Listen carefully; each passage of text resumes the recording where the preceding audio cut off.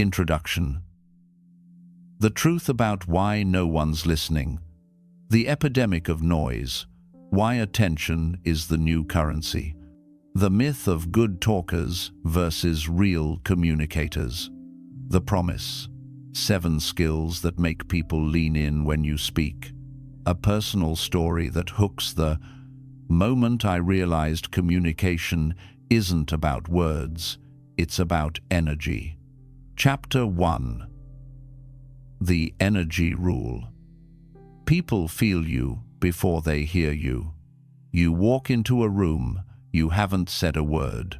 Yet within 3 seconds, everyone in that room has already decided something about you. They've made a silent judgment. Confident, awkward, closed off, charming. And here's the truth most people never face. What they decided about you had almost nothing to do with what you said, and everything to do with what you radiated. That's the energy rule. People feel you before they hear you. The unspoken language. Every human interaction begins before words appear. Your tone, your posture, your micro-expressions, they announce who you are before your mouth opens. People don't just listen with their ears, they listen with their nervous system. They pick up your vibe, your tension, your calm, your confidence. You can't fake it because your energy leaks through every channel you don't control. When someone says, "I don't know, I just didn't get a good feeling about that person," that's their nervous system translating energy faster than thought. Story. The interview that was over before it began. Years ago, I coached a young professional named Sam. He was brilliant, top of his class, articulate and technically flawless. But he kept bombing interviews. He told me, "I don't get it. I answer everything right. I'm polite. I prepare, but they never call back." So I asked him to record himself walking into the interview room. The moment I watched it, I knew the problem. Before he even sat down, his shoulders were tight, his eyes darted, and his voice started 2 octaves higher than normal. He looked like he was apologizing for existing. His words were fine, but his energy screamed insecurity. We fixed that, not by teaching him better answers, but by teaching him to breathe, ground, and arrive. Within a month, he landed the job, because the room finally felt him before they heard him. Why? Energy beats logic. Here's the science behind it. Before your brain processes language, your limbic system, the emotional brain, scans for safety, dominance, and connection. That scan finishes in milliseconds. If your energy says, "I'm nervous," people feel uneasy before you speak. If it says, "I'm centered," they trust you before you finish a sentence. Energy communicates safety, and safety builds trust faster than logic ever will. That's why a calm speaker often commands more authority than a loud one, and why someone with shaky confidence can sabotage even perfect words. Mini dialogue. Interviewer. What do you think makes someone instantly trustworthy? Me. Their nervous system. Interviewer. Meaning. Me. If you're calm, they feel safe. If you're tense, they brace. That's communication before communication. The energy reset technique. Here's the simplest, most practical exercise you can do before any important conversation, meeting, presentation, date, or negotiation. Ground your body. Feel your feet on the floor. Drop your weight into your heels. This pulls your awareness out of your head and into the present moment. Slow your breathing. 4 seconds in, 6 seconds out. Repeat 3 times. This signals to your nervous system that you're safe and that calm ripples outward. Set your state. Ask yourself, What do I want them to feel when they see me? Confident? Relaxed? Curious? Pick one. Imagine breathing that feeling into your chest. This is not performance, it's calibration. You're syncing your energy with your intention before words do the work. Real-world application. Watch any great communicator, Obama, Oprah, The Rock, Brené Brown, and you'll see the same pattern. They don't rush, they don't force smiles. Their stillness radiates authority. Their calm creates space. Their energy does 80% of the work before their mouth opens. Most people focus on what to say. Super communicators focus on how they show up. You don't have to be the loudest person in the room, but you do have to own your space quietly, confidently, fully. Reflection. Here's what to try this week. Before every important interaction, take 10 seconds to align your energy. Then, after the conversation, ask yourself, did I leave them feeling calmer, safer, or more inspired than before I spoke? If the answer is yes, you're already ahead of 95% of communicators. Because communication doesn't start when you open your mouth. It starts when you walk in. And people always feel you before they hear you. Chapter 2. The Listening Illusion. How to make anyone feel deeply heard. Everyone thinks they're a good listener. But if that were true, the world wouldn't be so full of people talking past each other, waiting for their turn to reply, or pretending to care while silently rehearsing their next sentence.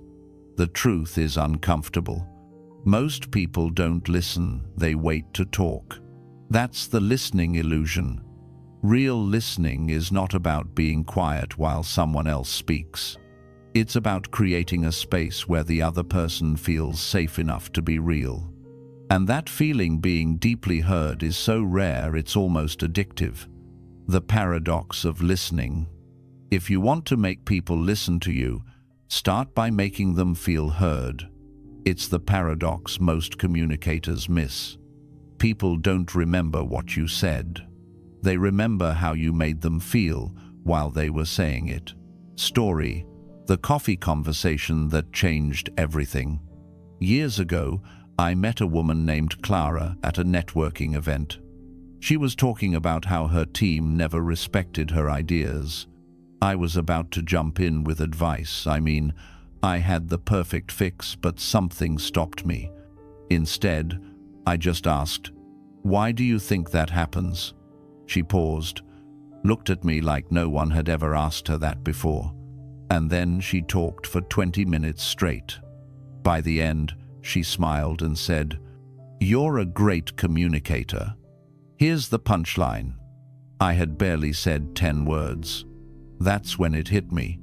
The person who listens well automatically becomes the best communicator in the room. The science behind feeling heard. When someone truly listens, the speaker's brain releases oxytocin, the trust chemical. It lowers defenses. It opens emotional pathways, and it literally makes people associate you with safety. But fake listening does the opposite. Interruptions, distracted glances, or the filler response tell the other person, "I'm not really here." The brain reads that as rejection, and rejection activates the same neural pain centers as physical pain. So yes, half listening hurts. Mini dialogue. Friend, you're quiet today. I'm just trying to actually hear you. Friend, what do you mean? Most of the time, people listen to answer. I'm trying to listen to understand. Friend, that's different. It is. And people feel the difference instantly. Technique 1, the echo plus expand method. This is the backbone of powerful listening. It keeps you present and shows emotional intelligence without effort. Echo what you heard. Repeat or rephrase the last few words. It tells the speaker, "I'm with you." Example: so you felt ignored in that meeting? Expand with a follow-up. Ask something that deepens, not redirects. What made that moment stand out to you? When you echo and expand, you stop trying to fix people and start validating them. That's what most humans crave. Technique 2. Tactical silence. Most people kill emotional momentum by rushing in to fill silence. But silence is a communication tool. After someone shares something meaningful, pause. Hold that silence for 2 seconds longer than feels comfortable. You'll be amazed what happens next. Because people often reveal the truth only after the pause. In audio narration, that moment would sound like this. Pause. That's when I realized I wasn't mad at them. I was mad at myself. That kind of honesty only surfaces when someone feels truly heard. Story: the argument that wasn't. A couple I coached, Michael and Dana, used to fight constantly. Every discussion turned into a debate. Then one day, I gave Michael one rule. When she speaks, don't reply for 10 seconds, just listen. He thought it was stupid, but he tried it. Dana told him something painful, how alone she'd felt for months. He didn't defend, didn't explain. He just sat there. She cried, then said, "This is the first time you've actually heard me." He hadn't changed his opinion. He'd just stopped trying to win the moment. And that changed everything. Technique 3. The 3 levels of listening. Level 1. Self-listening. You're focused on what you think, feel, or plan to say. It's all about your filter. This is where most people live. Level 2. Focused listening. You're tuned into their words, tone, and body language. You're tracking their message, not your response. Level 3. Global listening. You're aware of the energy in the space, what's not being said. You catch micro shifts in emotion. You sense tension, relief, vulnerability. The more you live in levels 2 and 3, the more magnetic your presence becomes. Because great communicators don't just listen, they absorb. Narrator, reflection. Here's something you can try this week. Pick one person, a friend, partner, co-worker. Ask them a real question. Then shut up. Don't nod too fast. Don't jump in. Don't fix. Just listen. Notice what happens to their tone after 30 seconds. Their voice softens. They breathe deeper. They start to trust you not because you agreed, but because you were there. That's what people mean when they say, "You make me feel seen." And once someone feels seen, they'll listen to you for life. Closing thought. Listening isn't passive. It's power. It's influence without effort, empathy without words, connection without performance. When people feel heard, they don't just open their ears, they open their hearts. And when that happens, you don't have to fight for attention. You've already earned it. Chapter 3. Story triggers. How to speak so people remember. Here's a hard truth. People don't remember facts. They remember feelings. That's why the smartest person in the meeting often gets ignored, and the best storyteller gets promoted. Information informs. Stories transform. The human brain is wired for story, not data. You could say it's a 200,000-year-old operating system. Before we had writing, we had campfires. Before we had presentations, we had tales that kept tribes alive. That's how we learned who to trust, what to fear, what mattered. So, If you want to be remembered, if you want your words to stick, you need to master story triggers. The power of emotional memory. Let's do a quick experiment. Think of your favorite movie. Now, tell me what you felt during the best scene. I bet you remember the emotion instantly. But can you quote the dialogue exactly? Probably not. That's because your brain doesn't store words. It stores emotional markers, moments that moved you. The same rule applies to communication. If you want people to remember you, don't give them information, give them a feeling. Story, the two presenters. A few years ago, I sat in on 2 product pitches back to back. The first guy had flawless slides, data, graphs, charts. Everything looked perfect. He ended, the room clapped politely, and 2 minutes later, nobody could recall a thing he'd said. The second guy? He started with this. When my mum's phone caught fire on the charger, that's when I realized this wasn't just a business idea, it was personal. The room leaned in. Same facts, different delivery. The second speaker triggered emotion before logic. And that's what made people care. Why story works. Neuroscientists call it neural coupling. When someone listens to a story, their brain patterns synchronize with the storyteller's. Their neurons literally mirror yours. That means if you tell a story with tension, their heart rate rises. If you describe a moment of relief, they exhale with you. Your story temporarily becomes their experience. That's connection at its deepest level. The 5-step story framework.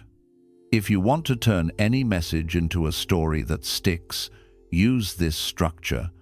Hook, start with a tension point or curiosity gap. Example, I thought I'd just lost my biggest client. Relate, make it personal and human. I was terrified. I thought I'd blown it. Reveal, share the turning point or realization. But what happened next taught me everything about communication. Lesson, extract the insight. People don't buy perfection, they buy connection.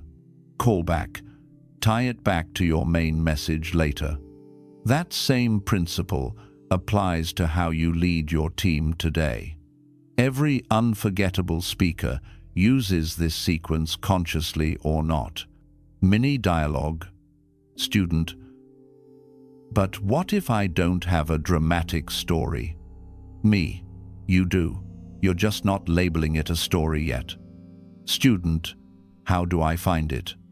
Me, look for any moment where something changed.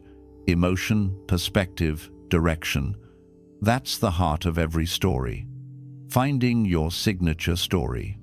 Everyone has one, that defining moment that shaped how you communicate, lead, or see the world. The moment you learned something the hard way. The conversation that changed your trajectory. The failure that forced growth. Start there. Write it down. Then boil it to 3 sentences you could tell in under 30 seconds. That becomes your story trigger. It's what people will quote, repeat, and remember you by. Story, the elevator pitch that worked. A young entrepreneur I coached was struggling to get investors to listen.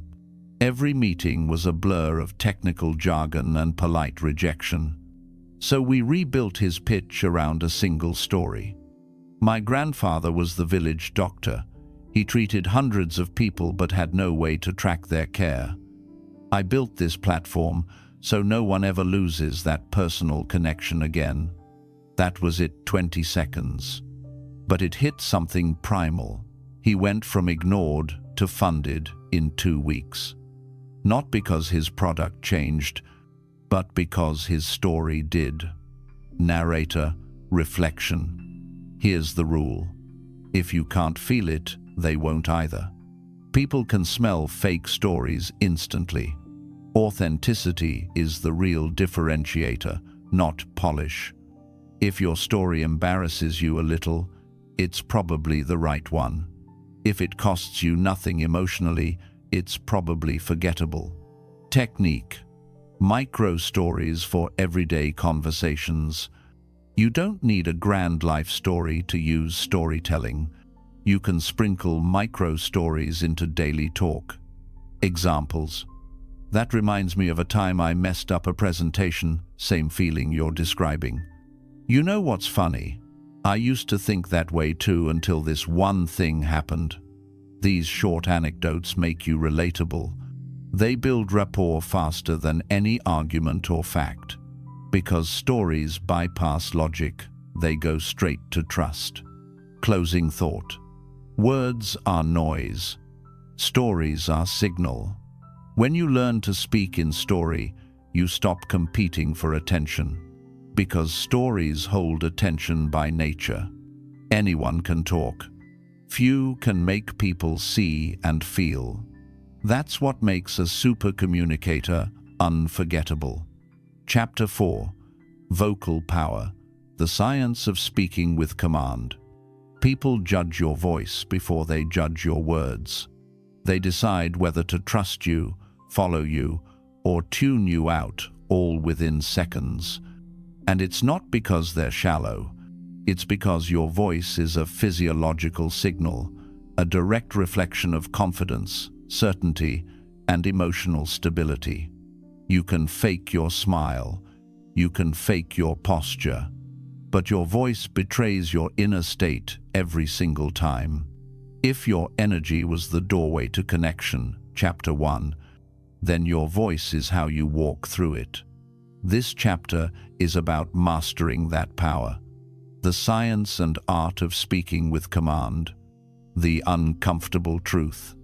The reason most people sound weak isn't because they lack charisma. It's because they've never learned to use their vocal instrument properly. They rush, mumble, tighten their throat, or flatten their tone trying to sound professional. In doing so, they destroy the very qualities that make people listen: rhythm, warmth, and presence. A powerful voice isn't loud. It's anchored. You don't dominate with volume. You dominate with control. Story: the manager who sounded like a mouse. When I was coaching a mid-level manager named Priya, she said, "Every time I present, people ignore me. My boss talks right over me. I know what I'm saying makes sense. They just don't listen." I asked her to read a single sentence aloud. The quarterly numbers are trending upward and the strategy is working. She read it perfectly, but it came out flat, high-pitched, rushed. I said, "Now, say it again. But this time, drop your voice down one level, slow down, and imagine your words carrying weight." She tried again. Same sentence, completely different energy. It wasn't just audible, it was felt. Even she looked startled. "Wow," she said, "that didn't sound like me." And I told her, "No, that's actually you without tension." Why voice is power. Your voice is the physical expression of your nervous system. When you're tense, your vocal cords tighten, your breathing shortens, and your pitch rises. That signals anxiety to anyone listening. When you're relaxed and grounded, your breath deepens, resonance expands, and tone stabilizes. That signals confidence and calm authority. The subconscious mind interprets low, steady tones as leadership. It's evolutionary. Our ancestors associated calm, slow speech with control and safety, and frantic tone with danger. So, whether you're selling an idea, leading a team, or talking to your partner, your voice tells people one thing before any words land: I'm either safe or I'm not. The 4 levers of vocal power. To master your voice, you have to understand the 4 controllable dimensions that create presence and command. 1. Tone, the emotional color. Tone is how you sound when you say what you mean. It conveys emotional truth more powerfully than the words themselves. Example, say, "I'm fine." Now say it while smiling. Now say it while frowning. Now say it while exhaling. Same words, completely different messages. Your tone is what tells people what you actually mean, even when your words are neutral. Rule: your tone should always match your emotional intention. If you're excited, let warmth leak into your tone. If you're serious, lower and slow down. Authenticity in tone equals credibility in perception. 2. Pacing, the rhythm of attention. Speed equals emotional temperature. Fast equals excited, nervous, or passionate. Slow equals confident, grounded, or authoritative. The best speakers vary their pace deliberately. They dance with silence. If you speak too fast, your ideas blur together. If you speak too slowly, you risk losing energy. The sweet spot: slow down for importance, speed up for enthusiasm, pause for impact. A pause is not empty space, it's a command. It's how the audience catches up and feels what you just said. Narrator pauses. When you master pacing, you never have to beg for attention, because silence does the begging for you. 3. Volume, the shape of presence. Volume is not about shouting, it's about projection. Imagine your voice like a flashlight beam. You're not yelling at people. You're directing your voice to them, deliberately, confidently, evenly. A powerful voice doesn't waver at the end of sentences. It lands. Weak voice. That's the plan? Strong voice. That's the plan. One ends with uncertainty. The other lands with conviction. Here's the trick. When you finish a sentence, drop your pitch slightly instead of raising it. That tells the listener subconsciously, "I'm certain." 4. Resonance, the invisible magnet. Resonance is the depth and richness of your sound. It's the difference between a tinny voice that disappears in a room and a grounded voice that fills it effortlessly.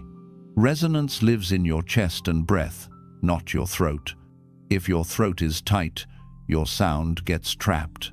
If your breath supports your words, your sound carries. Here's a simple exercise you can try right now. Place a hand on your chest. Hum a low sound until you feel vibration under your palm. Now say your next sentence from that place. That's resonance. It's your natural amplifier, no shouting required. Story: the executive who found his voice. A CEO I worked with once had a problem. His speeches were technically perfect, but emotionally dead.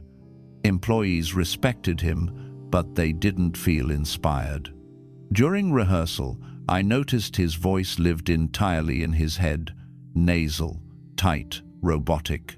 I asked him, "What's your biggest fear when you speak?" He said, "That I'll sound too emotional." And that was it, the block. He was protecting his credibility by suppressing his humanity. So we practiced releasing that control, breathing lower, pausing longer, letting warmth enter his tone. At the next town hall, he told a personal story about his father's advice. His voice cracked slightly in the middle. Instead of hiding it, he leaned into it. Afterward, an employee came up to him and said, "Sir, I've worked here 15 years. That's the first time I actually felt proud to be part of this company. Command isn't cold. It's controlled emotion. The Leader's cadence formula. There's a pattern you can hear in every world-class communicator. It's a rhythm that subconsciously signals confidence and trust. Here's what it looks like in practice. Statement short and firm. Here's what matters. Pause, 1-2 seconds. Let it breathe. Explanation, slower. Storytelling tone. Because when people feel heard, they give their best. Call to action, slightly higher energy. And that's what we're going to do next. That rhythm statement, pause, explain, call, is the cadence of authority. You can use it anywhere: presentations, negotiations, podcasts, even family conversations. Because pacing and silence, not volume, are what make people lean in. Technique: breathing for vocal command. Most people breathe like they type, shallow and frantic. Powerful speakers breathe like athletes, deliberate, efficient, controlled. Try this. Before speaking, take one slow inhale through your nose for 4 seconds. Hold for 1. Exhale through your mouth for 6. That longer exhale triggers your parasympathetic nervous system, your calm mode. When you speak from that state, your tone naturally lowers, your tempo slows, and your presence multiplies. Mini dialogue. Student: but what if I have a naturally soft voice? Me: good. Soft doesn't mean weak. Student: then how do I sound confident? Me: by meaning every word you say. People don't follow loud. They follow certain. How to train your voice daily. You don't need a studio or equipment, just 5 minutes a day of deliberate awareness. Warm up. Read aloud for 2 minutes every morning. Focus on tone shifts and sentence endings. Record yourself. Listen for monotone patterns or rushed endings. Awareness fixes 80% of mistakes. Pause drills. Take any paragraph and insert deliberate pauses after every key phrase. This rewires your brain to use silence comfortably. Pitch control. Say each sentence slightly lower than you think you should. You'll hear instant authority. Breath reset. Before important conversations, breathe deep and say to yourself, slow voice, calm mind. Story: the classroom moment. Years ago, I guest lectured at a business school. At the end of the session, a shy student named Miguel raised his hand. He said, "I get nervous even asking questions. My voice shakes. How do I stop that?" I told him, "Don't fight the nerves, channel them." Then I asked him to stand and read the first line of his favorite quote. He stumbled at first. Then I said, "Now take one deep breath, look at me, and speak like you're teaching me that quote." He did. His voice dropped, slowed, deepened. For 10 seconds, the room went silent, the good kind of silence. When he finished, the class clapped. Not because he performed, because he sounded real. The trembling stopped the moment he stopped performing. Narrator, reflection. Your voice is your credibility, emotion, and influence all rolled into one instrument. But, like any instrument, it needs tuning. Every time you speak, you're broadcasting your internal state. So instead of trying to sound confident, focus on being calm. The sound will follow. Remember, volume doesn't create authority, stillness does. Speed doesn't show intelligence, control does. And perfection doesn't build connection, humanity does. Closing thought. Words get forgotten. Tone gets remembered. You can't hide your truth from your voice, but you can train it to deliver that truth with clarity, warmth, and gravity. When you speak with command, people don't just listen, they trust, they follow. And the moment that happens, you stop talking to people and start speaking into them. That's the power of voice. Chapter 5. Framing Influence. How to win people before you speak. Before you even open your mouth, the conversation is already half decided. The way you frame a situation, how you set expectations, define tone, and establish emotional context determines almost everything that follows. That's what professional negotiators, top salespeople, and charismatic leaders understand instinctively. Influence begins before words appear. They don't just control what's said, they control the frame through which it's received. This chapter is about that invisible layer of communication, the layer that separates people who convince from people who command belief. The power of the frame. A frame is simply the emotional lens through which people interpret reality. You can say the same sentence in two frames and get opposite reactions. Example: "You're late." Said in the frame of accusation, it provokes defense. Said in the frame of curiosity, it invites honesty. The words are identical. The frame changes the meaning completely. Humans don't respond to words, they respond to the state those words come wrapped in. If you learn to control the frame, you control perception. And perception always beats logic. Story: The consultant who lost the room. A few years back, I watched a consultant walk into a high-stakes pitch meeting. He had great data, a solid deck, and a confident stride. But within 5 minutes, the energy in the room turned icy. The clients folded their arms, checked their phones, and tuned out. He hadn't said anything wrong. The content was fine, but his frame was off. He came in trying to prove his worth, eager, defensive, overselling.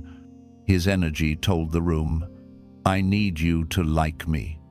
The client's unconscious response, "Then you're not leading." So, the meeting died before it began.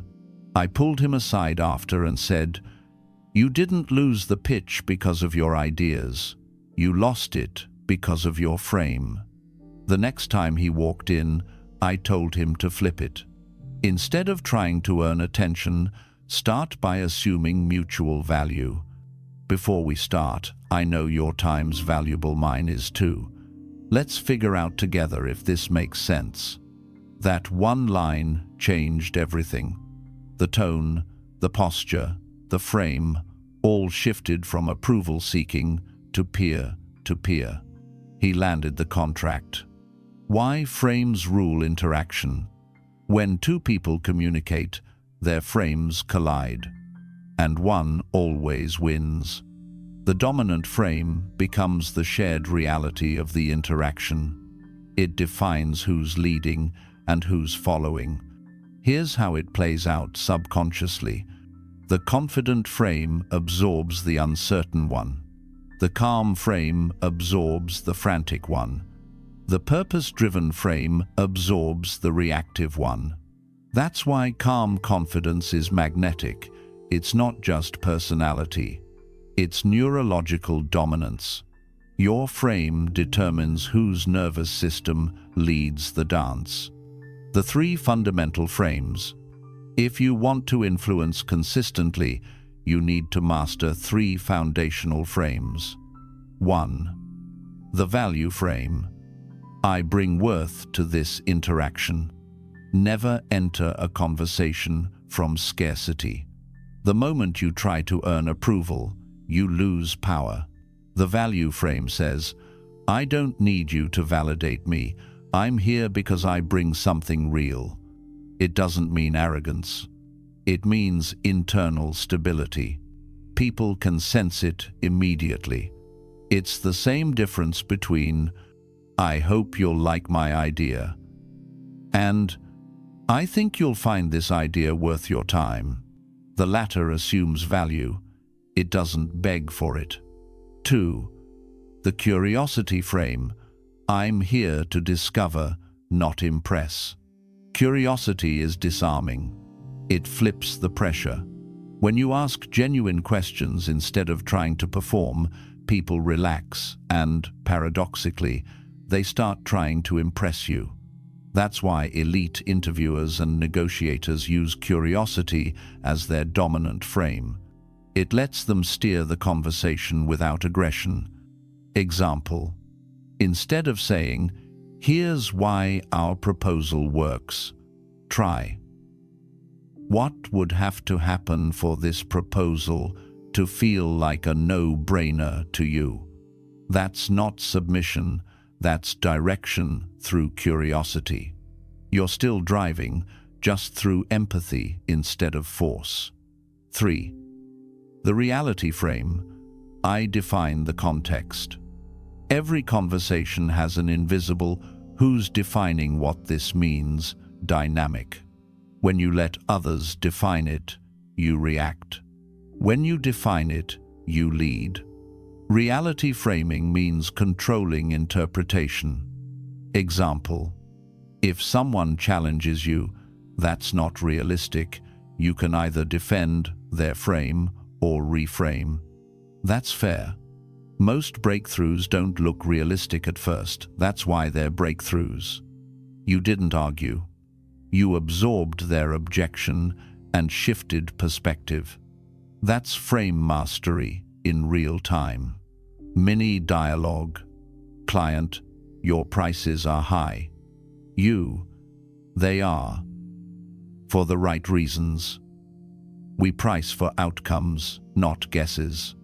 Client: so you're saying others guess? You: I'm saying most do, and that's why we exist. Notice what happened. No defensiveness, no apology. Just reframing. Calm, certain, leading. Frames are invisible judo. You redirect pressure instead of resisting it. The expectation stack. Before any major conversation, presentation, or negotiation, set the emotional climate before you begin. This is called stacking expectations. It's how you quietly decide how people will listen. Here's how to do it in practice. Define the tone. This will be a straightforward and honest discussion.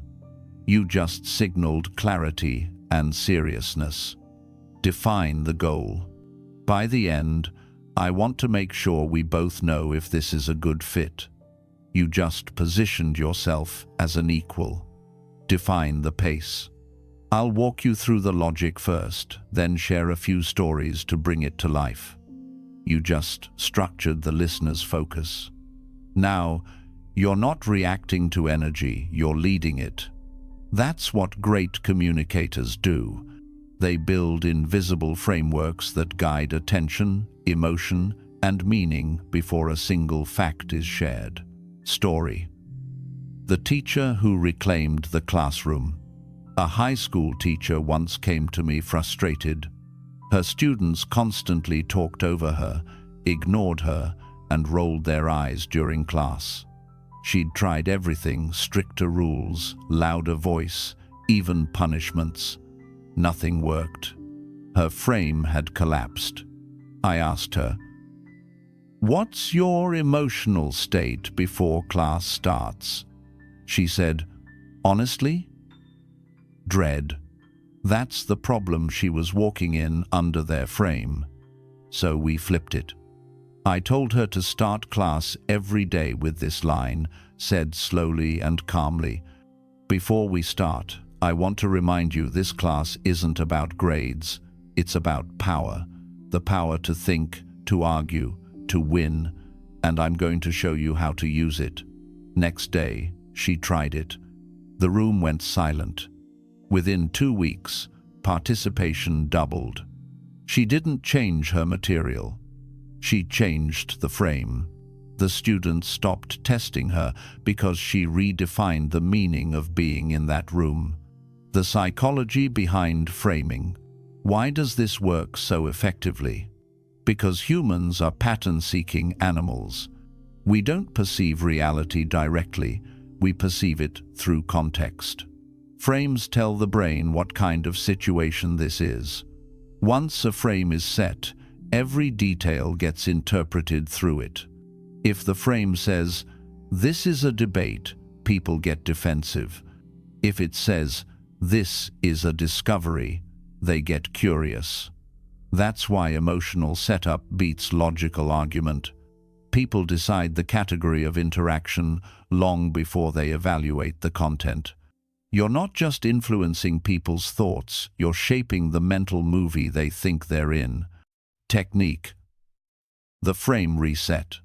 Sometimes you'll find yourself pulled into someone else's negative or reactive frame, an argument, a power struggle, a complaint spiral.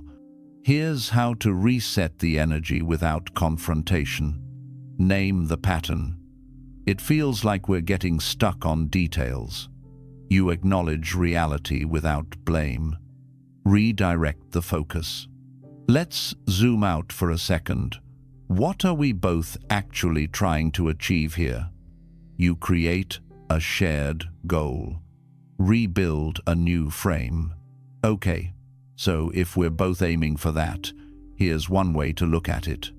Simple, calm, reset achieved. The conversation's energy is now yours again. Story. The boardroom breakdown. I once coached a startup founder pitching to investors. Halfway through his presentation, one investor interrupted and said, "I don't buy this model. It's unrealistic." You could feel the tension tighten across the table. The founder froze. I whispered, "Don't defend, reframe." He took a breath and said, "That's a fair point. It would be unrealistic if we were just a software company. But our model's built on human behavior, not code. That's what makes it scale." The investor leaned back, smiled slightly, and said, "All right, keep going." Frame absorbed, control restored. Narrator reflection. People don't follow truth, they follow framing. That's not cynicism, it's neuroscience. Framing defines meaning, meaning defines emotion, emotion defines behavior. So, if you want influence that lasts, whether in business, relationships, or daily life, stop trying to persuade people reactively. Start defining reality proactively. The person who defines what the moment means is the one who leads it. Practical daily reframe exercises. Try these simple habits to sharpen your framing instinct. Before every meeting, ask yourself, what do I want this interaction to feel like? Not, what do I want to say? Feel first, facts second. When challenged, pause and ask, what's another way to see this? That mental shift is how reframing becomes reflex. In conflict, move from blame to framing. Replace "you're wrong" with "that's one way to see it, here's another." Do that consistently, and you'll notice people arguing less, not because they agree, but because they start seeing from your frame. Closing thought. Influence isn't about pressure, it's about permission. The most powerful communicators don't force people to agree. They make people want to see through their lens. That's framing. It's the quiet art of defining the world before anyone else does. So next time you step into a room, remember, the first thing you say isn't your words. It's the frame you project. Own that, and you'll never chase attention again, because attention will already be standing in your frame. Chapter 6. Conversational Flow. Turning awkward silence into magnetic dialogue. Every conversation is a dance. When it flows, time disappears. When it stalls, every second feels like a minute. We've all felt both the effortless rhythm with someone who gets it and the heavy silence when you're forcing it. Most people think good conversation is about what to say next. It's not. It's about learning to ride the current of attention, to sense timing, rhythm, and emotion the way a surfer reads waves. That's what I call conversational flow, the invisible skill that separates magnetic communicators from everyone else. And it's not luck. It's trainable. The myth of small talk. Let's start with the biggest lie in communication. That was just small talk. There's no such thing as just small talk. There's unskilled small talk. Every great relationship, romantic, professional, or personal, began with seemingly meaningless chatter that someone handled well. Small talk isn't filler. It's the warm-up stretch before emotional depth. The problem isn't the topic, it's how you play with it. When you treat small talk like a checklist, it dies. When you treat it like a game of curiosity, it grows. Story. The dinner party test. Years ago, I went to a dinner party where everyone was posturing careers, achievements, big talk. The air felt stiff. Then a woman at the table asked a simple question. What's the most unexpected skill you've learned in the last year? Everyone paused. Then the room came alive. One guy talked about learning to cook for his kid. Another shared a story about fixing his own motorcycle. Someone laughed, someone leaned forward, someone asked follow-ups. What changed wasn't the topic, it was the flow trigger. Curiosity, surprise, and relevance. That's what creates movement. Flow is not talking, it's tuning. Great conversation feels effortless because one or both people are tuned in. They're not thinking, what do I say next? They're feeling where the energy wants to go. You can sense this in great interviewers, Oprah, Conan, Chris Evans, or Lex Fridman. They're listening with their whole body, not just their ears. They ride the rhythm of the other person's tone, pacing, and emotion. That's why people open up around them. It's not the questions. It's the energy synchronization, the flow state between nervous systems. The flow formula. There's a real structure beneath what feels natural. You can engineer conversational flow using these 4 principles. 1. Presence, attention, curiosity, expansion. That's the sequence. You can't fake flow if you skip steps. Presence, drop distractions, eye contact, breath, open posture. Attention. Actually absorb what's said, not just the words, but the feeling behind them. Curiosity. Follow what sparks emotion. Expansion. Build on it, stories, questions, humor, connection. You do this unconsciously with people you like. The goal is to make it a conscious skill with everyone. Story. The coffee shop connection. I once met a stranger at a coffee shop, a quiet guy reading a book on philosophy. Normally, I'd nod politely and move on. But something about the title caught my eye. Good book? I asked. He looked up. Yeah, it's about why people overthink even simple truths. I smiled. Sounds like every person I know, including me. He laughed. That was the spark. For the next hour, we talked about overthinking, meaning, and why humans make life complicated. No networking, no agenda, just rhythm. Later, he told me, I usually hate small talk. But that felt real. It wasn't about what we discussed. It was about the flow we allowed. The 3 laws of conversational gravity. If you want to hold someone's attention naturally, these 3 laws matter more than any script. Law 1. People don't want perfect replies, they want real resonance. Most people filter their thoughts, trying to say the right thing. That kills spontaneity. Raw truth beats polished answers every time. If someone says, "I've been exhausted lately," don't reply, "Yeah, same here." Say, "I get that. What's been draining you the most?" Depth, not polish. That's how flow deepens. Law 2. Emotional mirroring creates connection. Humans synchronize emotional tone instinctively. It's called limbic resonance, the same principle behind empathy. If you stay emotionally congruent with someone, match their energy before shifting it, you can guide the mood of a conversation. Example: if someone's frustrated, start in their tone. "I get why that would drive you crazy." Then gently lower your tempo and energy. Let's figure out what part of it we can actually control. Now they follow you into calmness. That's flow leadership. Law 3.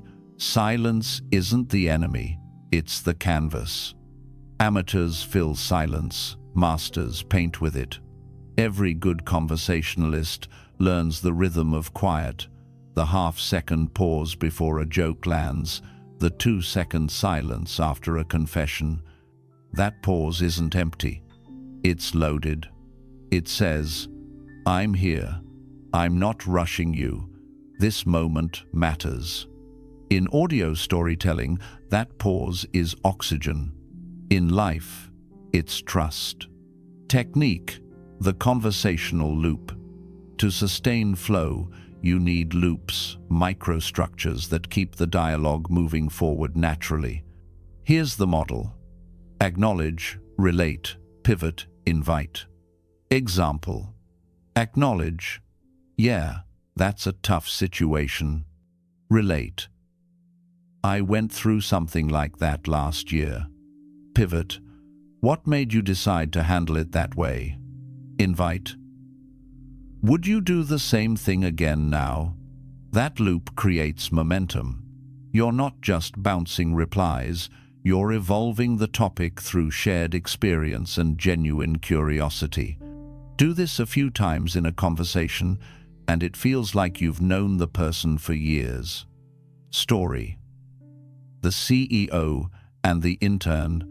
During a company retreat, a CEO I coached sat down at lunch with a group of interns. They froze. Nobody knew what to say.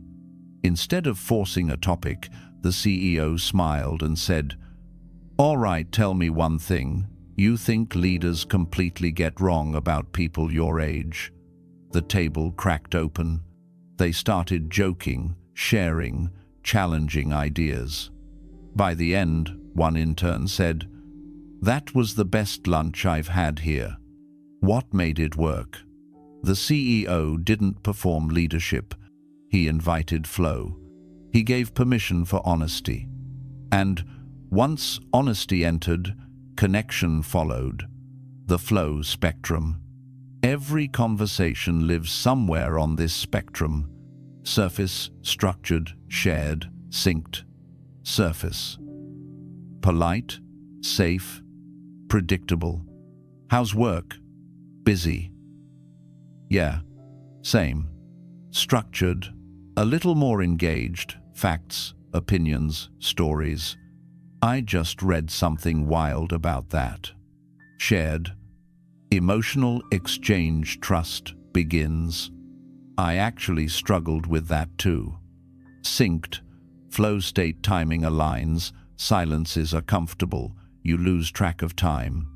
The goal isn't to force level 4. It's to earn it by moving naturally up the ladder through attention, empathy, and play. The art of conversational play. Flow thrives in play, improvisation, humor, imagination. When you stop treating conversation like a test, you start performing better in it. Play is where creativity hides. Ask weird questions. Make unexpected observations. Break patterns.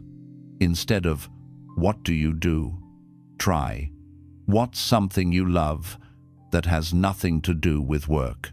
Instead of, "How was your weekend?" say, "What's the best part of your weekend story that nobody would believe?"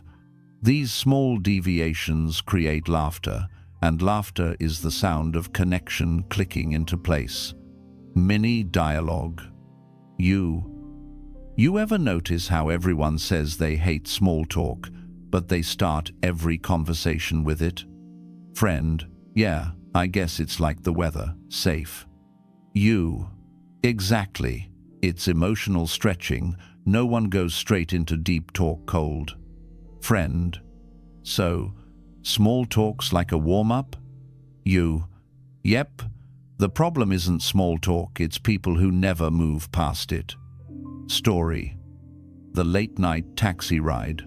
One night, I got into a taxi after a long day. The driver looked exhausted.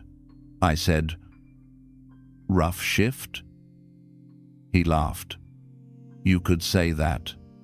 18 hours. I asked, "What keeps you doing it?" He paused, then said quietly, "My daughter's starting college next month. Every mile gets her closer." We talked for the entire ride about sacrifice, family, dreams. When I got out, he said, "Thanks for the talk." Most people don't ask. That's the moment I realized conversations don't have to be long to be meaningful. They just have to flow long enough for truth to surface. The flow blockers. Here are the habits that kill conversational rhythm faster than anything else. Over-questioning. Turning dialogue into interrogation. Flow dies when curiosity loses warmth. Self-centrism. Waiting for your turn to tell your story instead of building on theirs. Premature advice. Solving before understanding. You should just equals flow killer. Defensiveness. Taking every disagreement personally. Incongruent energy. Talking too fast, too loud, or too distracted emotional static. If you remove these, even average conversations start breathing again. Technique. Surf the silence. Instead of fearing awkward pauses, surf them. Use them to guide emotional direction. Here's how. When silence hits, don't fill it immediately. Count 1, 2, maybe 3 seconds. If they're thinking, hold the space. If it feels stuck, gently restart with something reflective like, "You're thinking, I can see that. What's coming up for you?" That line alone can turn an awkward lull into an intimate reveal. Story. The podcast host who listened too well. A popular podcaster once told me his secret. When someone gives a short answer, I don't move on. I let the silence hang. They always keep talking. He's right. Because silence creates pressure, the good kind. It says, "I'm still listening." And in that space, truth tends to fall out. The flow mindset. To master conversational flow, you need to shift identity from talker to conductor. Your job isn't to impress or perform. It's to sense the emotional rhythm and guide it forward. Think of it like music.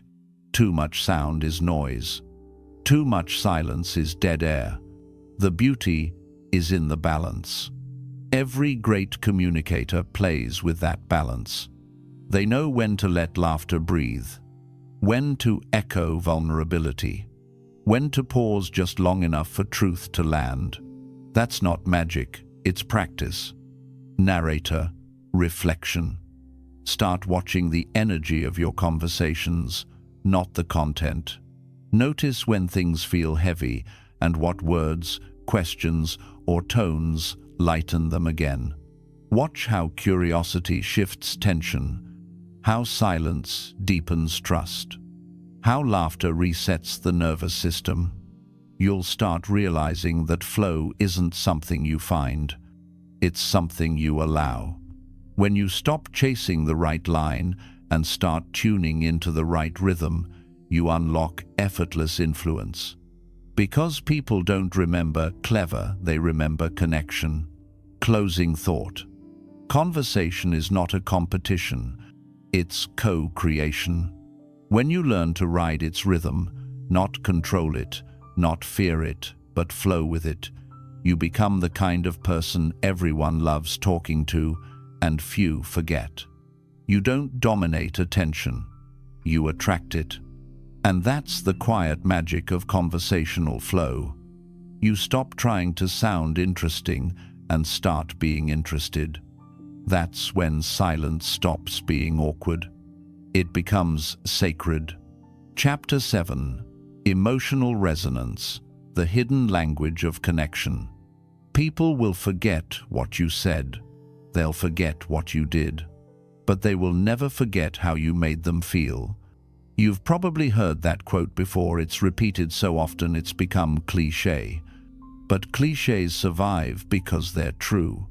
And this one carries the ultimate secret of communication: emotional resonance. This is where all the other skills, energy, listening, storytelling, voice, framing, flow finally converge. Because all of them exist for one purpose: to make someone feel seen, safe, and stirred. That's the essence of connection. And in a noisy, distracted world, emotional resonance isn't just a nice trait. It's a superpower. The invisible conversation. Every interaction has two layers: the surface conversation, what's being said, and the subconscious conversation, what's being felt. Words operate on the surface. Energy, tone, and emotion live underneath. When both layers align, people trust you instantly. When they don't, people can't explain why they feel uneasy, but they do. If you've ever said, "Something about that person feels off," you were reading the emotional channel beneath the words. Emotional resonance means those channels align. Your inner state matches your message. You're congruent. Congruence creates connection. Incongruence creates doubt. Story. The apology that didn't work. A man once told me, "My wife won't forgive me, even though I've apologized 100 times. I asked him, "When you apologized, were you trying to make her feel better or make yourself feel less guilty?" He went silent. That silence said everything. Apologies without resonance aren't apologies, they're performances. You can say the right words in the wrong emotional frequency, and they'll never land. He wasn't wrong in language. He was wrong in energy. That's the gap emotional resonance fills. The science of feeling heard. Neuroscience calls it limbic synchronization, when two nervous systems begin mirroring each other's emotional states. When you speak with genuine empathy, the listener's brain literally starts matching your tone and rhythm. Their heart rate adjusts. Their emotional centers light up. That's not poetry, that's data. Connection is biological, and it's built not through information, but through emotion that feels safe. The 3 pillars of emotional resonance. If you want your words to move people instead of just reaching them, master these 3 pillars. 1. Authenticity. Say what you actually feel. People don't want perfect sentences. They want truth. Not the polished kind, the kind that costs you something to say.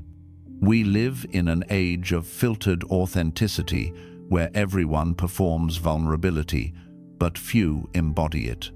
Real authenticity isn't oversharing. It's alignment between your insides and your outsides. It's when your tone, eyes, and body language tell the same story as your words. It sounds like this: honestly, I don't have all the answers, but here's what I know for sure. That hurt me more than I expected. I was wrong, and I'm trying to learn. Those lines aren't powerful because they're clever, they're powerful because they cost something. The emotional risk behind them makes them real. 2. Empathy. Make their world bigger than yours. Empathy is not agreement. It's the discipline of stepping into someone else's frame before you invite them into yours. It's emotional humility, the ability to say, I don't have to understand it completely to respect that it's real for you. When people feel empathy, they open up not out of obligation, but relief. Because the moment someone feels seen, they can stop defending. Empathy removes armor, and once the armor drops, truth can enter. 3. Vulnerability. Lead with humanity, not perfection. Most people think vulnerability means weakness. In communication, it's the opposite. It's the highest form of strength-controlled exposure.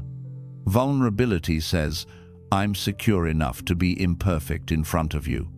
That's why great leaders, speakers, and creators all share it. They don't hide their humanity, they leverage it. Because people don't follow invincible. They follow relatable. When you show even a small crack in your armor, a failure, a fear, a regret, you stop being a performer and become a person. And people trust people. Story. The speech that saved a career. I once worked with an executive who had been accused of losing touch with his team. Morale was collapsing. His PR team wanted him to give a speech full of optimism and talking points. I told him, if you give that speech, you'll lose them forever. Instead, he walked on stage and began with this. I want to start by saying something I should have said months ago. I've been distant. I've been so focused on fixing problems that I stopped hearing people.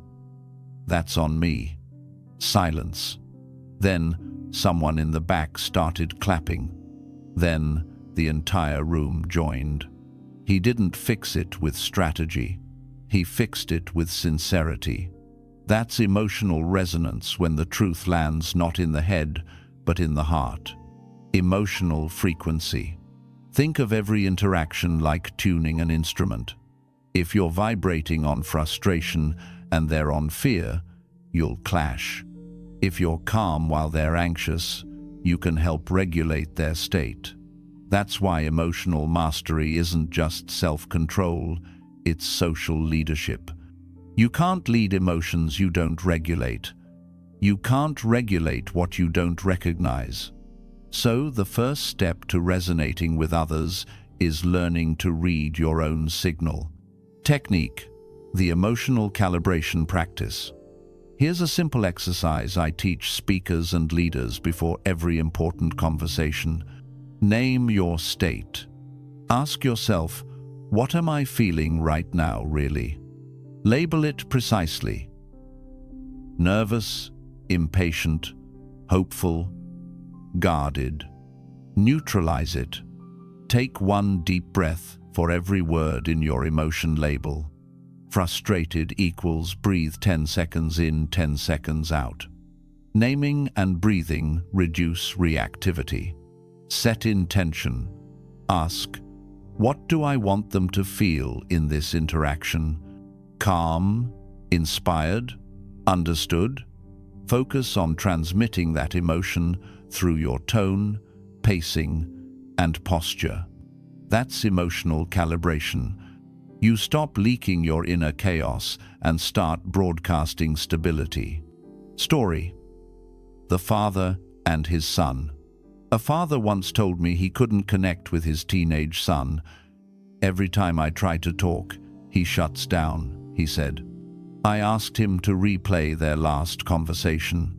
He said, I told him, You need to start taking responsibility. I said, "How did you feel when you said it?" He paused, angry, disappointed. "Then that's what he heard," I said. "Not your words, your frustration." The next week, he tried something different. He walked into his son's room and said quietly, "Hey, I know I've been hard on you lately. I'm realizing half the time I'm just scared you'll make the same mistakes I did." His son started crying. They talked for an hour. Same message, different frequency. That's resonance. The mirror rule. People don't just listen to your words, they mirror your emotion. If you speak from irritation, they'll defend. If you speak from peace, they'll open. If you speak from humility, they'll soften. Your emotional tone sets the temperature of every interaction. This is what great communicators understand. They don't manipulate emotions, they manage them, starting with their own. The resonance ladder. Here's how emotional connection deepens in any interaction. Recognition. I hear you. Cognitive acknowledgement, basic respect. Validation. That makes sense. Emotional acknowledgement, safety. Identification. I've felt that too. Shared experience, trust. Elevation. Let's figure this out together. Mutual movement, bonding. Most conversations never get past level 2, but if you can consistently reach level 3 or 4, you'll build lifelong loyalty. Mini dialogue. Friend, I just feel like I keep failing. You, that sounds heavy. What's the hardest part about it? Friend, feeling like I should have done more by now. You, yeah, I've been there. That pressure to measure up, it's exhausting. Pause. Friend, thank you. Most people just tell me to stay positive. That's resonance. No fixing, no cliches, just shared humanity. The paradox of depth. You can't force emotional depth, you earn it. By listening, by caring, by showing up authentically long enough for walls to drop. The paradox? When you stop trying to be deep and start trying to be present, depth happens on its own. Real connection never comes from chasing intensity. It comes from giving attention. Story. The flight attendant. On a late-night flight, I noticed a flight attendant moving slower than usual. She looked exhausted but kept smiling mechanically. As she handed me a drink, I said, "You look like you've had a day." She blinked, startled, then laughed quietly. "You have no idea." We talked for 2 minutes about travel, fatigue, and life balance. Before landing, she stopped by my seat and said, "Thanks for actually seeing me." That's what resonance does. It transforms transactions into moments of humanity. The danger of disconnection. When emotional resonance disappears, people drift apart in teams, relationships, families. Not because they disagree on facts, but because they stop feeling each other's presence. Disconnection isn't loud, it's quiet. It happens when people keep talking, but nobody's listening emotionally anymore. The fix isn't more words, it's more feeling. Technique, the 10-second heart reset. Before any important interaction, try this. Close your eyes. Inhale deeply and imagine breathing through your heart instead of your lungs. Exhale slowly while thinking of one thing you genuinely appreciate about the person you're about to speak with. This short-circuits anxiety and replaces performance with connection. Your tone shifts, your body relaxes, and when you speak, you sound like someone who cares. Because you do. Story. The funeral eulogy. A woman I coached was terrified of giving her father's eulogy. She said, "I'm scared, I'll break down." I told her, "That's not something to fear, that's the moment everyone will finally feel what you're trying to say." During the speech, her voice cracked. She paused, took a breath, and kept going. There wasn't a dry eye in the room. Afterward, someone said, "I didn't just hear her words, I felt her love." That's emotional resonance in its purest form. Truth unfiltered by ego. Narrator reflection. Emotional resonance isn't about making people cry or about being overly sentimental. It's about being emotionally precise, knowing what you want someone to feel, and transmitting it with honesty. Every conversation becomes powerful when you lead with your heart and regulate with your mind. The world is starving for sincerity. In a time when everyone's broadcasting, the person who feels real wins every time. Closing thought. Emotional resonance is the final evolution of communication. It's where words become experiences and connection becomes memory. When you reach this level, people don't just remember your message. They carry it because it didn't live in their head. It lived in their heart. Speak from that place and your influence stops being temporary. It becomes transformational. That's the hidden language of connection. And that's how you become unforgettable. Chapter 8. The Super Communicator Mindset. Mastering connection as a way of life. By now, you've learned every major skill of human connection: energy, listening, storytelling, vocal power, framing, flow, and emotional resonance. But skill isn't mastery. Not until it becomes identity. This chapter is about that leap, the shift from learning communication techniques to becoming a super communicator by default. Because true mastery isn't about what you know. It's about how you show up every day, in every interaction, when no one's watching, when the stakes feel low, when your ego's bruised, when you're tired, when you'd rather not care. The super communicator doesn't just speak well, they live communication well. They don't perform connection, they embody it. The mindset shift. Most people communicate to achieve something, to persuade, impress, win, or be right. Super communicators communicate to understand.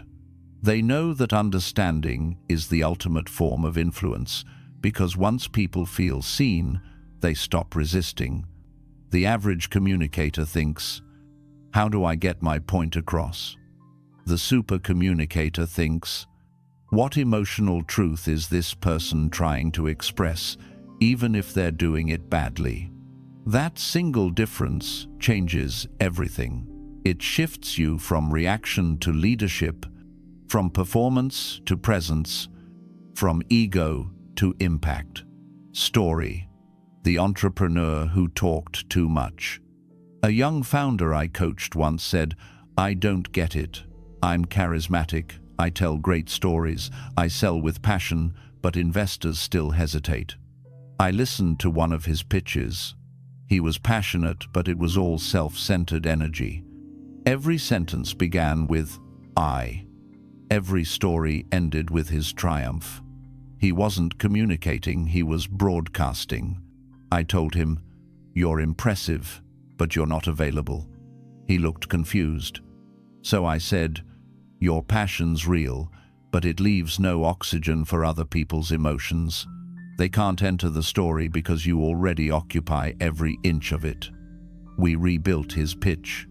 Instead of "I built this company to solve X," he started with, "Have you ever been in a situation where you knew something had to change, but no one was stepping up?" That's where we started. He paused. Let it breathe. That single shift changed everything. Same story, different invitation. He stopped talking at people and started speaking through them. 6 months later, he closed his funding round. The core belief. At the heart of the supercommunicator mindset is one conviction: every human being I meet has something valuable I don't see yet. That belief keeps you curious when others get judgmental. It keeps you grounded when others get reactive. It makes you magnetic because people can feel when your attention carries respect instead of ego. Supercommunicators don't enter conversations to win. They enter to uncover truth together. That doesn't make them passive. It makes them powerful without needing control.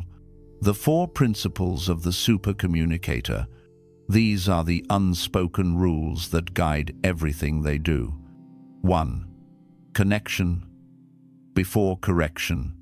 You can't influence someone you've emotionally disconnected from.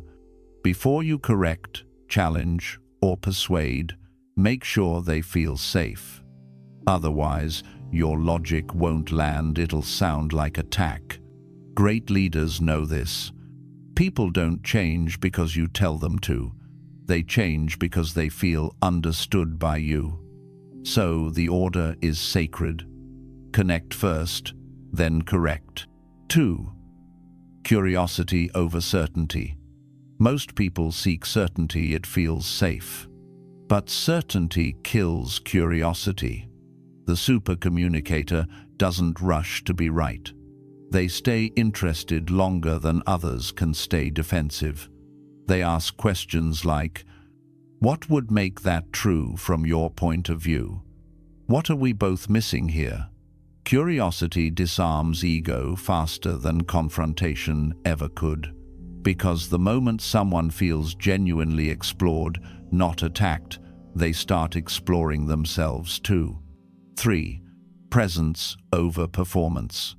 When you perform, you split your focus half on yourself, half on your audience. Presence unifies it all on the moment. People can feel when you're rehearsed versus when you're real-time alive. That's why some of the most powerful communicators aren't polished, they're present. Presence is messy, spontaneous, human, and it's magnetic. So, stop chasing smoothness. Chase realness. 4. Impact over impression. Supercommunicators don't chase admiration. They chase transformation. They'd rather make someone think deeply than clap loudly. They know that long after applause fades, impact remains. So their measure of success isn't, did they like me? It's, did I leave them thinking differently about themselves, about others, about what's possible? Story. The nurse in the ICU. A nurse once told me the most powerful conversation she ever had with a patient lasted less than a minute. An elderly man was terrified before surgery. She knelt by his bed, held his hand, and said quietly, "You don't have to be brave right now. I'll be brave for both of us." He nodded. Tears welled up. That was it. No motivational speech, no clever line. Just presence, empathy, and calm authority. He later told the doctor, "That nurse saved me before the surgery even started." That's communication at its highest form, emotional leadership. The 3 levels of communication mastery. Every communicator operates somewhere on this ladder. Level 1. Transactional information transfer. The goal is efficiency. You say things to get things done. This is functional but emotionally dry. Level 2. Relational emotional understanding. The goal is connection. You listen, empathize, mirror. You're aware of emotional signals. Level 3. Transformational identity influence. The goal is awakening. You speak in a way that changes how people see themselves. Most people never move past level 2, but the supercommunicator lives at level 3, Every word is a mirror, every story a permission slip for someone else to grow. Story. The mentor and the moment. When I was in my 20s, a mentor once looked at me after I botched a big opportunity and said something I'll never forget. He didn't say, "You failed." He said, "You played not to lose. Winners play to express." He wasn't correcting my tactics. He was reframing my identity. That sentence lived in me for years. That's level 3 communication, the kind that rewires self-perception. The 3 practices that build mastery. If you want this mindset to last beyond inspiration, you have to make it daily muscle memory. 1. Observe more than you announce. Spend one day saying 50% less and noticing 50% more. Notice how people breathe when they talk. Notice where they speed up or soften. Notice what lights them up or shuts them down. You'll start reading emotional subtext faster than you thought possible. 2. Reflect after every interaction. Ask yourself 3 questions. What emotion did I leave behind? Did I respond to what they said or what they felt? Did I speak from ego or empathy? Over time, these reflections train your intuition to auto-correct. You'll stop overanalyzing mid-conversation. You'll just feel alignment. 3. Serve the moment, not your image.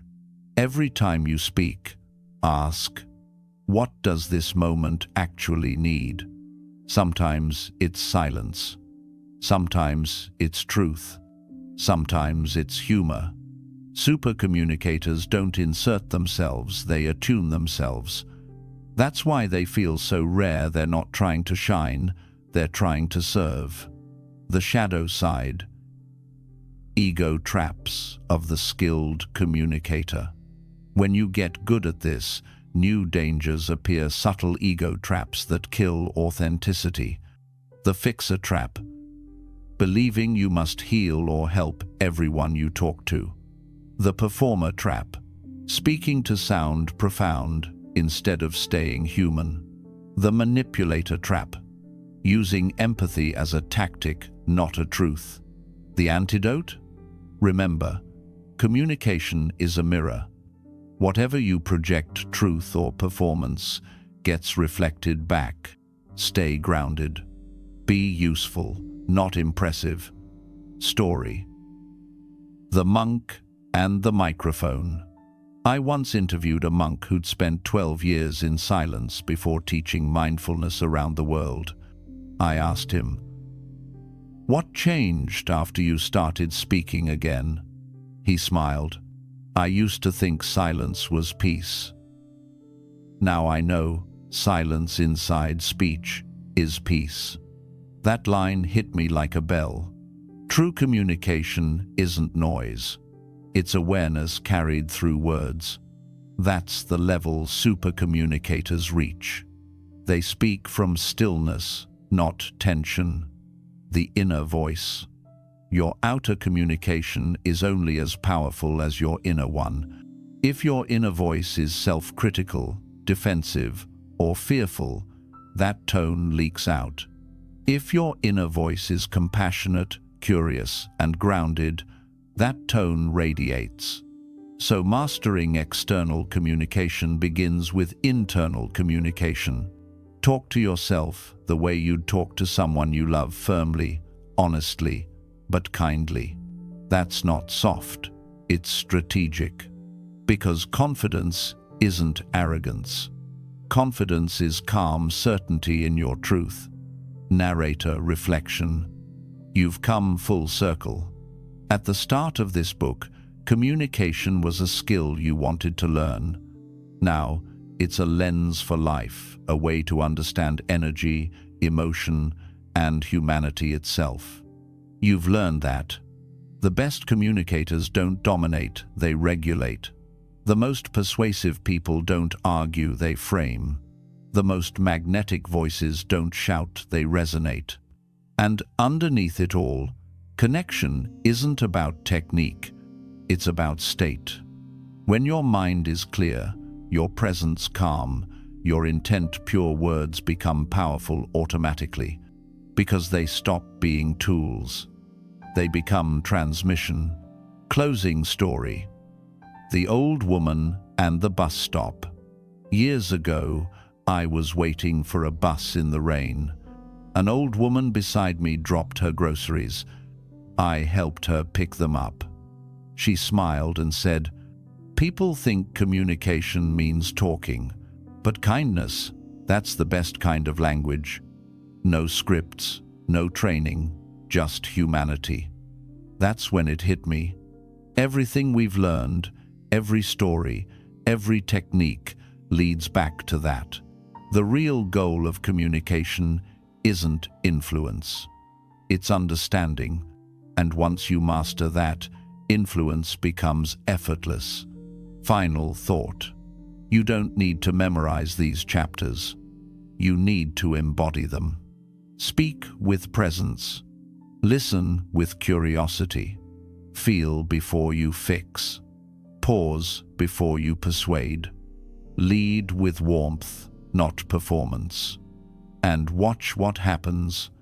People will start treating you differently, not because you learned how to talk, but because you learned how to be.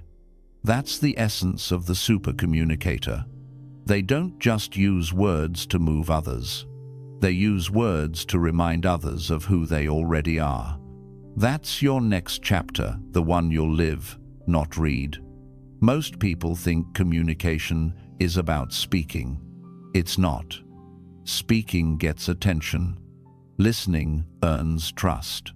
If you want influence that lasts, stop trying to sound interesting. Start being interested.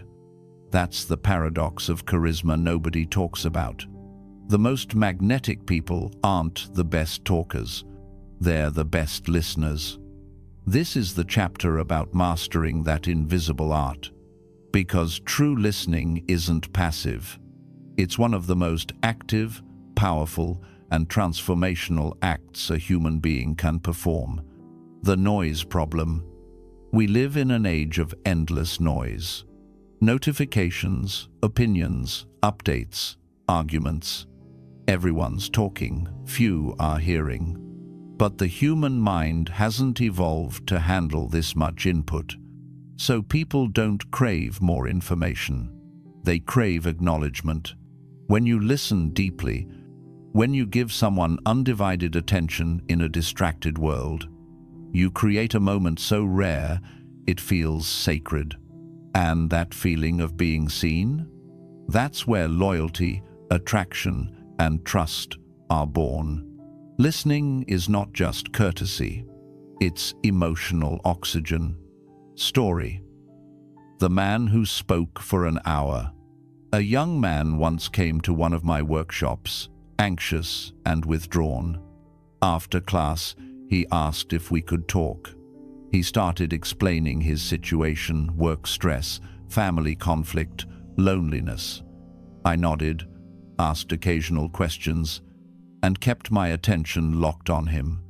An hour later, he stopped and said, "Wow, thank you. You've given me so much good advice." Here's the truth. I hadn't given him any advice at all. I'd barely spoken. He mistook being heard for being helped. Because when people feel fully heard, their own wisdom rises to the surface. They don't need fixing, they need space. That's magnetic listening. The 3 levels of listening. Most people stop at level 1. Super communicators live in level 3. Level 1. Distracted listening, hearing words. You're technically listening, but your attention is split. You're rehearsing your next response or scanning for openings to speak. This isn't listening, it's waiting to talk. Level 2. Active listening, hearing meaning. You focus on the content. You nod, paraphrase, summarize.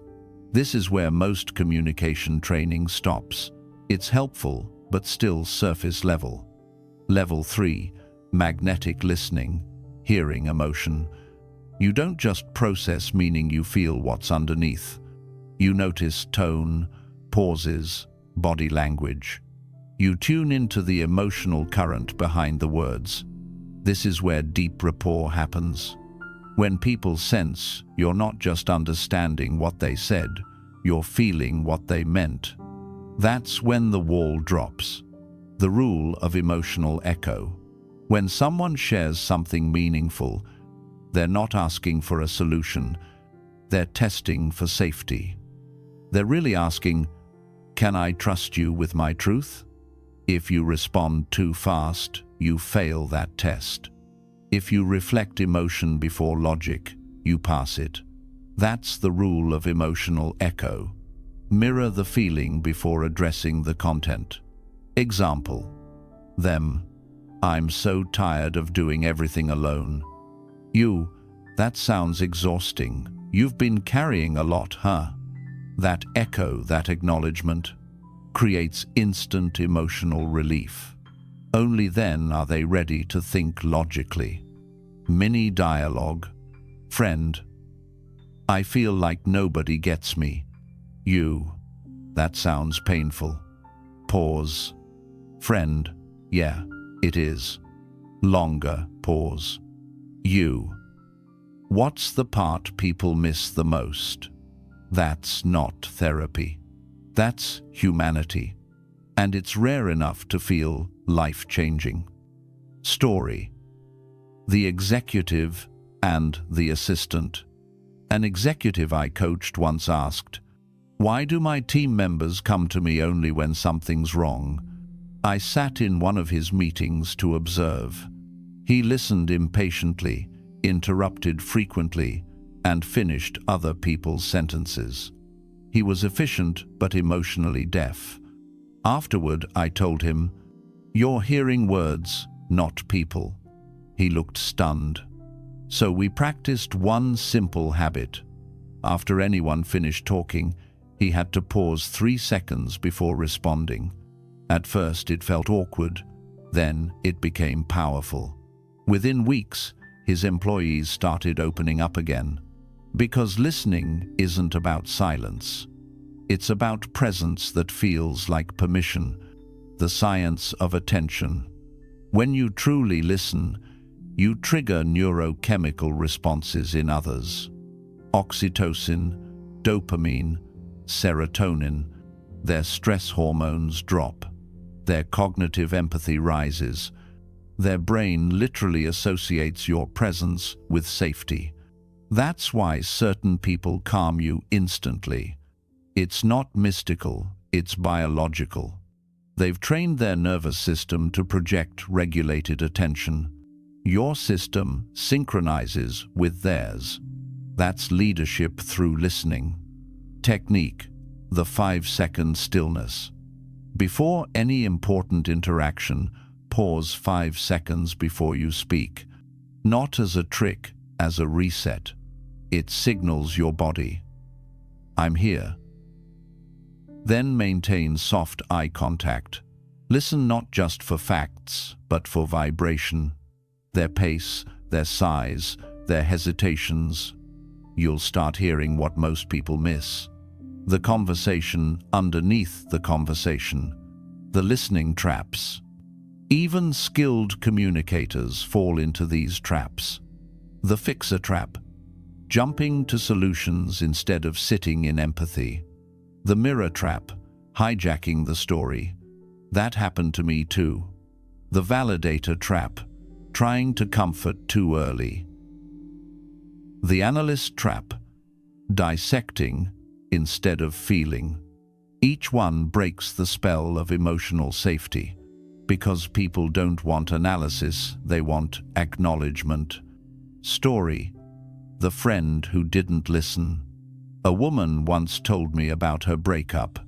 She said, "My best friend means well, but every time I talk to her, she turns it into advice." I asked, "What do you actually want from her?" She said, Just to say, yeah, that hurts. That's it. We underestimate how healing it is to be met with simple resonance. Not wisdom, not strategy. Just recognition. The mirror of listening. Here's the brutal truth. The way you listen is how you love. You can't fake listening for long. It always exposes your priorities. If you listen only when you benefit, people feel it.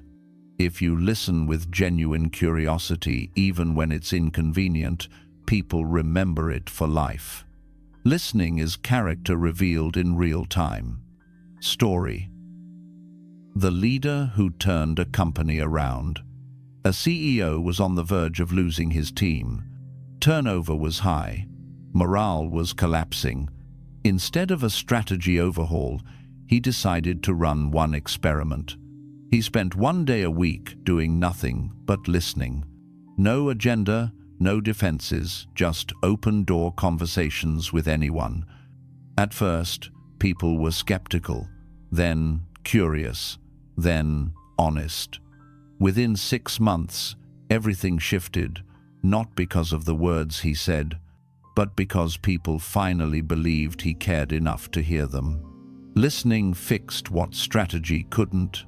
The magnetic listener's blueprint. There's a sequence to listening mastery, a rhythm that transforms passive hearing into deep connection. Be still. Calm your nervous system before engaging. Chaos inside creates chaos outside. Be curious. Ask questions that explore emotion, not just facts. What made you feel that way? Reflect feeling. Mirror tone and empathy. That must have been tough. Expand gently. What happened next? Or, what do you think that means for you? Anchor safety. I get it. You don't have to filter with me. That's how you become the person people open up to, not because you're perfect, but because your presence feels like peace. Story. The stranger at the park. I once sat on a bench next to an old man feeding birds. We exchanged nods. He said quietly, "I come here every day. My wife loved this spot." I didn't say much, just listened. He talked for 20 minutes about their life, her passing, their memories. Then he said, "Thank you for listening. Nobody asks anymore." I didn't fix anything. But for those 20 minutes, loneliness lost its grip. That's what listening can do. It's not small, it's sacred. Mini dialogue. Coworker. I feel like I'm drowning in projects. You. That sounds overwhelming. Coworker. Yeah. I can't even tell what to focus on. You. If you could only fix one thing today, what would help the most? Notice empathy first, then gentle direction. That's not coddling, that's leading through listening. The paradox of influence. You want to be more persuasive? Stop pushing, start hearing. Because once someone feels heard, they relax. And once they relax, they listen. Influence doesn't start with talking. It starts with making space. The most persuasive people don't overpower the conversation. They absorb it until it naturally turns toward them. That's the paradox. You gain control by releasing it. Technique. The 3-second echo. When someone finishes a sentence, don't jump in. Wait 3 seconds.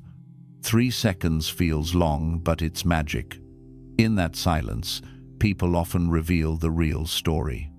They'll say something like, "Well, actually, what really bothers me is..."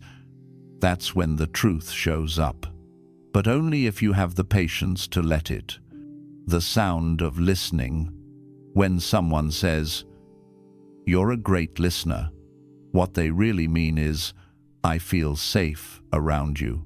That's the highest compliment you can ever earn. Because when your presence feels safe, People start showing you their unfiltered selves, and the more real they become around you, the more your influence grows quietly, invisibly, permanently. Story: the silent conversation. In one of my earliest speaking events, I asked the audience, "How many of you have someone in your life who truly listens to you?" Only about 10% raised their hand. Then I asked, "How many of you want to be that person for someone else?" Every hand went up. That's the tragedy and the opportunity of our time. We're all starving for listeners and all capable of being one. But it takes intention, it takes restraint, it takes choosing connection over commentary. The mindset of the magnetic listener. The mindset isn't, "I'm here to understand." It's deeper. I'm here to experience this person's world without trying to rearrange it. You don't need to fix, advise, or even agree. Just be the space where honesty feels easy. Because the truth is, most people don't even get to hear themselves think until someone listens well enough to reflect them back to themselves. Narrator reflection. When you become a magnetic listener, you stop seeing conversation as a contest. You start seeing it as a mirror, a way to hold someone's reality long enough for them to breathe inside it. You realize that listening is leadership, that silence can be louder than speech, that being curious is more powerful than being right. And you understand something most people never will. Influence begins the moment you stop trying to prove yourself, because in that stillness, your presence starts doing the talking. Closing thought. Every voice in the world is begging to be heard, and most are echoing into silence. You have the power to change that, one conversation at a time. You don't need a title, a stage, or an audience. You just need attention that feels like respect. When you give someone that, when you become the calm in their noise, the space in their chaos, the ear that doesn't rush or judge, you stop being just a communicator. You become a healer, a mirror, a leader. That's the final evolution of communication. Not the person who speaks best, but the person who listens deepest, because in the end, it's not the words you say that change lives.